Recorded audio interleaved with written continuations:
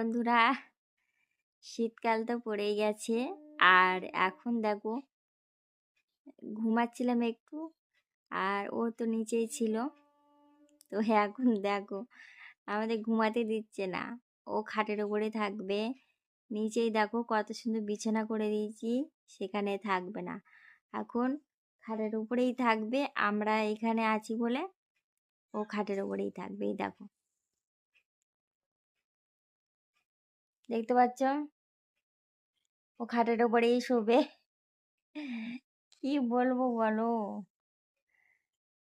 এরকম ভাবে শোয়া যায় বলো তো দেখি, কি করা যাবে। এখন ও তো থাকতেই চাইছে,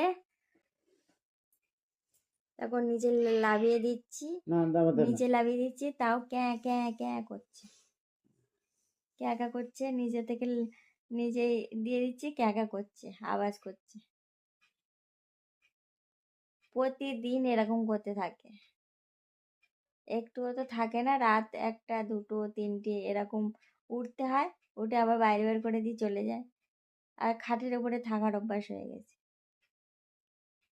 দেখতে পাচ্ছ। এখন এখন খাটে পড়ে আছে, কোনো কিছু বলছে না। তো চলো বন্ধুরা, টাটা।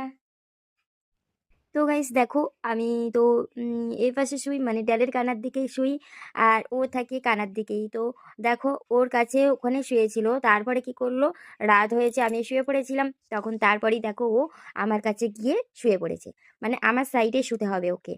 তো যাই হোক, দেখো আমার কাছে গিয়ে শুয়ে পড়লো। এখন তো কিছু করার নেই, আমি তাড়াতেও পাচ্ছি না, আর বের করেও দিতে পারছি না, যেহেতু ঠান্ডার সময়, আমি সেই জন্যই বের করতে পারছি না। তো বন্ধুরা, এই ঠান্ডাতে একটু আশ্রয় চাইছে, আর আমি তো ওকে একটু আশ্রয় দিলাম, আর এইটুকুই।